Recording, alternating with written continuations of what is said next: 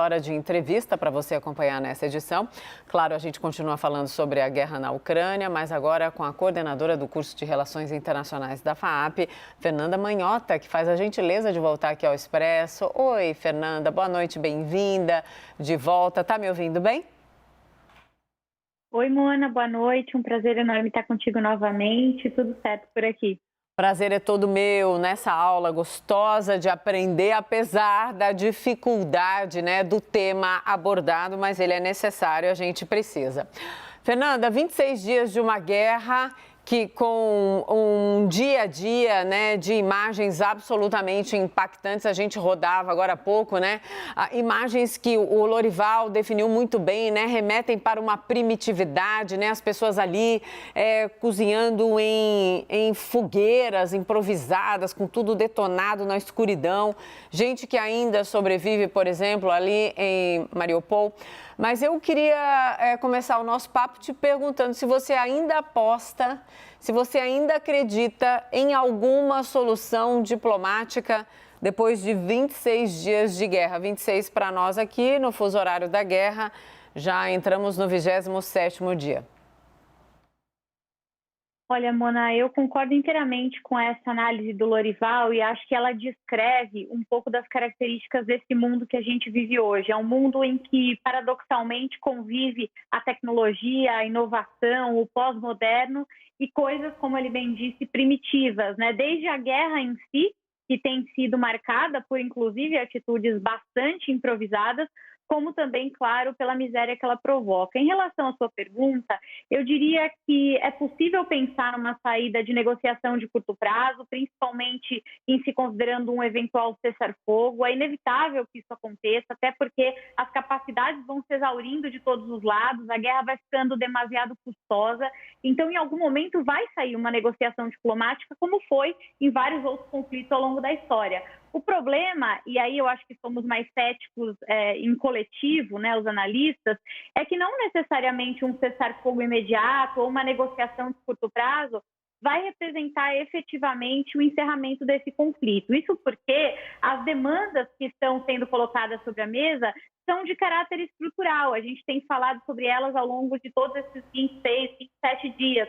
Tem a ver não só com a Ucrânia em si, aliás, a gente insiste que isso não é uma guerra sobre a Ucrânia, é uma guerra sobre transição hegemônica, sobre disputas históricas de poder, sobre arbítrio regional e que antagoniza Estados Unidos e Rússia principalmente. Então, por mais que no curto prazo haja um cessar-fogo, um combinado particularmente feito com Zelensky e Putin, não me parece que esse é um problema fácil de resolver, nenhum nó fácil de ataque. Sim, Fernanda, agora há pouquinho, Biden, então, conversando ali com empresários, Biden, a Casa Branca foi num tom mais alto em relação ao alerta, reiterando, então, para o que seriam perigos para eventuais ataques cibernéticos, para que as empresas, os empresários se preparem para ataques cibernéticos. A Casa Branca exagera ou sim o alerta se faz necessário pelo que a gente está acompanhando? Mona, o alerta é pertinente, se faz necessário e, aliás, tem sido uma dimensão pouco noticiada, mas muito importante desse conflito. Nós estamos falando de potências tecnológicas, particularmente no ciberespaço, tanto a Ucrânia quanto a Rússia e vários outros países que no passado pertenceram à Aliança da União Soviética, tem essa característica, é um tipo de ferramenta muito utilizada, eles são considerados, inclusive, precursores desse tipo de ferramenta, para o bem e para o mal. Isso já tem acontecido. Muitas vezes a dificuldade de noticiar a cyberwar é porque ela envolve meandros técnicos tão profundos que seria difícil, inclusive, traduzir para que as pessoas que não são versadas nesse universo pudessem compreender. Mas eu mesma estive conversando com vários especialistas nesse campo, sei que vocês também já fizeram isso, e todos eles alertam para vários movimentos que já aconteceram nas últimas semanas. Alguns puderam ser neutralizados com alguma antecedência, mas eles insistem em dizer que o pior no universo da cyberwar não é aquilo que a gente imagina logo de cara, ataque hacker, ou, enfim, invasões a sistemas. Isso, é claro, causa grande repercussão, mas não é o pior tipo de ataque que pode acontecer. Eles falam que os piores tipos de ataques que podem ocorrer são aqueles que não são percebidos porque eles afetam sistemas a conta-gotas. E é sobre isso que o Biden está preocupado. Sim, essa guerra híbrida, então, vamos dizer assim, pode ficar muito pior, Fernanda? Ela pode ficar muito pior e ela é rapidamente, facilmente escalável. Essa visita que Biden fará agora para a Europa, a tentativa de articular o G7, a OTAN, passa um pouco por definir quais são os limites do aceitável, porque Europa e Estados Unidos têm sido muito hesitantes e reticentes no uso da força, na minha avaliação, com razão, porque caso eles se envolvessem mais, eles estariam soando como uma provocação e, portanto, a capacidade russa seria também ampliada, talvez com ameaça nuclear, o que ninguém deseja.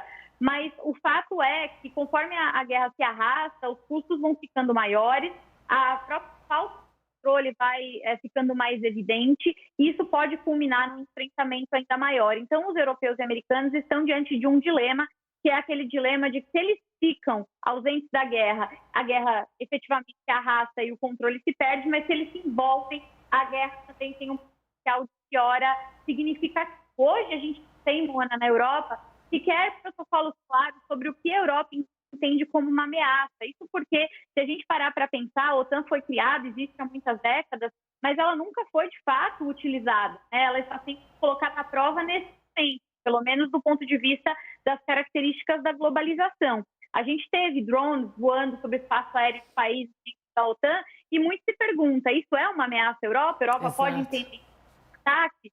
Né? Esse tipo de coisa precisa ser discutido. É um pouco sobre isso esse encontro também. Os manuais precisam, ou as regras precisam ser atualizadas, né? Provavelmente isso nem estava ali. É claro, a gente sabe o que um drone pode fazer hoje em dia, mas sem dúvida, até esse papo tete a tete, então, essa semana, né, entre Biden e outras lideranças, então, essas lideranças importantes, ele vai ser absolutamente fundamental. Fernanda, eu ainda quero conversar mais com você sobre a resistência ali dos moradores de Mariupol, né? Não tem nada lá, não tem comida, não tem água, não tem abrigo, não tem energia e ali todo mundo resistindo de uma maneira brava no mais amplo, na acepção da palavra e rejeitando inclusive o ultimato da Rússia. E aí eu já emendo, quando o Zelensky também, numa das manifestações de hoje, disse que quem vai decidir o fim desse conflito será a população, num referendo. Pois é, Mona, muito complicado esse momento em particular da cidade de Mariupol, claro, além da questão humanitária e todo o desastre e degradação humana que a gente está acompanhando lá, existe uma discussão estratégica profunda, não é só mais uma cidade que seria controlada pelos russos, é uma cidade estratégica e que remonta àqueles princípios básicos de relações internacionais. A gente está falando de saída para o mar, a gente está falando de capacidade naval, a gente está falando de um domínio definitivo de uma franja na fronteira com a Rússia, o que daria consistência, né, indo da Crimeia até a região mais ampla do Donbás. Então, existe sim um peso diferente dado a essa região que não deve ser confundido com outras cidades. Eu já vi algumas pessoas dizendo, mas é só uma cidade porque eles resistem tanto, já tomaram outras até maiores, né, mas não é qualquer cidade, ela tem um peso geopolítico relevante.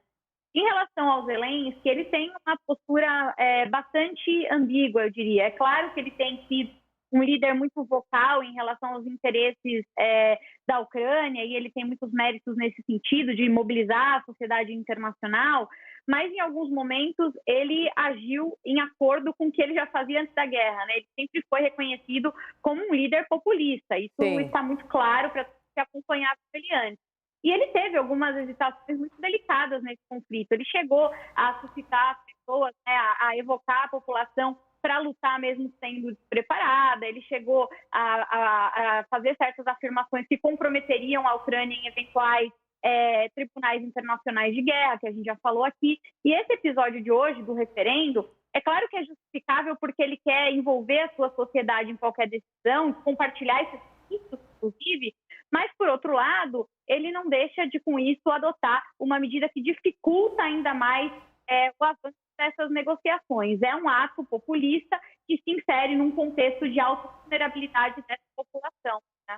Sim, Fernanda, Zelensky tem falado a diversos parlamentos, né? Em muitos deles, a reação é de aplauso, de pé, por muito tempo. Mas agora, no fim de semana, Zelensky falou ali ao parlamento israelense e ele fez uma comparação, né? Citando ali o Holocausto. Houve também críticas em relação a isso. Eu gostaria da sua análise sobre essa performance de Zelensky, né? Quando a gente olha para o apoio da comunidade internacional até faz sentido, mas essas referências cuidadosas, né, para cada parlamento, uma referência, uma comparação, uma cutucada, um chacoalha, mas em alguns casos a comparação precisa ser mais cuidadosa. Algumas críticas iam nessa linha hoje do que eu li. Quero saber a sua opinião. É isso mesmo, Mona. Olha, ele foi muito habilidoso do ponto de vista da comunicação política, né? Ele é, inclusive, alguém muito versado nessa experiência anteriormente, e ele adequou muito bem o discurso a cada público com quem ele falou. Nos Estados Unidos, fez referências ao 11 de setembro, a Pearl Harbor. Na Alemanha, falou, claro, do Holocausto, do nazismo, e também da experiência com a queda do Muro de Berlim. Quando falou aos britânicos, citou Churchill, falou de Shakespeare, né? Isso. E agora, recentemente, Knesset fez mais ou menos a mesma coisa também. Isso tem, claro, sentido que vai na direção de tentar mostrar que ele tenta, ao comparar a situação ucraniana, ele tenta gerar identificação, empatia e até gerar pressão popular também dentro dessas sociedades para que os governos tomem ação. O que, do ponto de vista da estratégia política dele, é bem visto. Agora, os riscos que ele incorre ao fazer isso são, primeiro, né, alguns paralelos históricos que podem ser considerados inapropriados, algumas análises são tidas assim como anacrônicas, alguns exageros, em alguma medida, do ponto de vista histórico, e mais do que isso. Ele não tem garantias de que isso vá se converter em ação política, é o que a gente tem assistido. Os países todos recebem essa manifestação com bastante abertura, como você disse, aplausos e uma certa solidariedade, mas a gente sempre deve lembrar que em política internacional imperam os interesses. E nesse momento, a racionalidade leva a um cálculo. Quais são os custos em envolver-se na guerra versus quais são os benefícios. A maior parte dos líderes ocidentais entendem a situação, se solidarizam, mas não entendem que os custos do envolvimento direto superam os prejuízos, né? Os benefícios, eles não estão alinhados. Então, me parece que é um esforço grande de comunicação, mas que não necessariamente vai converter no que ele tem buscado, viu, Mona? Sim. Fernanda, a gente está caminhando para o fim da entrevista, não por vontade, mas por tempo determinado. Claro, eu sempre deixo o convite para uma próxima conversa. Eu pontuava agora há pouco, 26 dias de guerra. Putin, quando começou essa guerra, apostava numa resolução muito mais rápida, né? Há um desgaste, eu não me refiro, claro... Perdão, a maior perda, né, que são vidas, mas há um desgaste de ambos os lados, né? No excesso de comunicação, então, por parte de Zelensky, alguns analistas pontuam assim, e no distanciamento, então, de Putin com o desgaste natural de uma guerra que, nesse momento, parece sem fim, agora no 26º dia. Queria que você fizesse a análise dessas condições que levam para um desgaste, mas que são absolutamente divergentes, diferentes. É verdade, Mona. A gente tem falado de uma guerra em múltiplas dimensões, né? Que começa no óbvio, que é o ataque militar, o boots on the ground, aquela ocupação que a gente tem visto na cidade, mas que passa pela guerra econômica, obviamente, das sanções, e que chega nisso que a gente comentava agora, que são as guerras de narrativas, né? Sim. A propósito, não só aquilo que os líderes dizem, mas também como eles se portam, né? Como eles agem, como eles falam.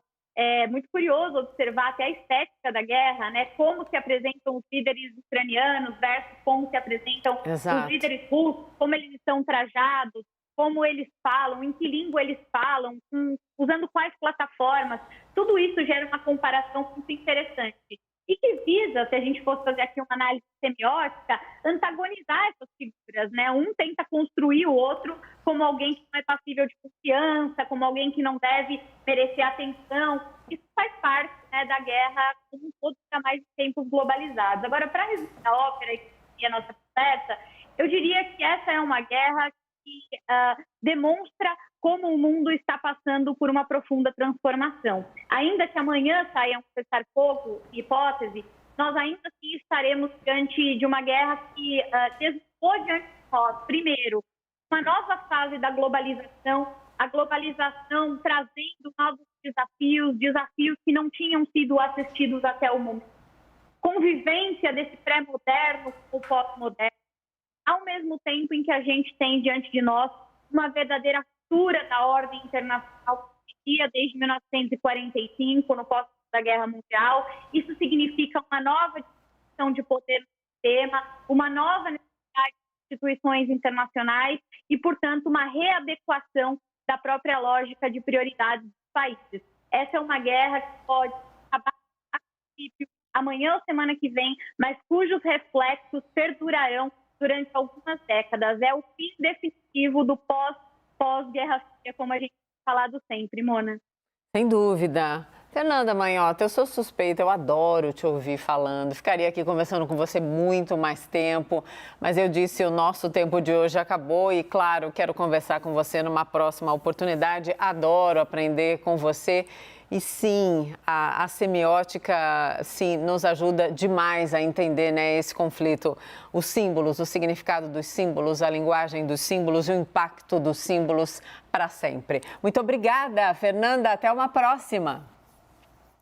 Eu que agradeço, Mona. Sempre um prazer estar contigo, mesmo em temas tão áridos. Um ótimo trabalho para vocês e boa noite a todos que nos acompanham. Obrigada, minha querida. Até uma próxima.